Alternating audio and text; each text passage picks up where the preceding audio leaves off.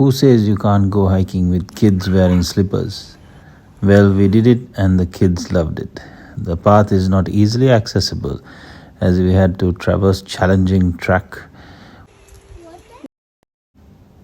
from crossing rivers and waterfalls to climbing rocky trails. You are welcomed by Thank you. wild monkeys and small refreshment huts.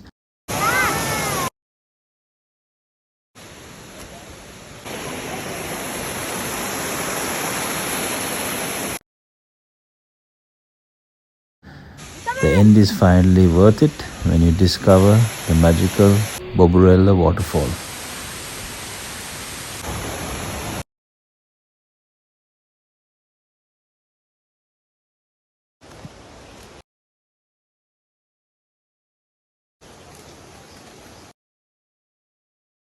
Go, go, go.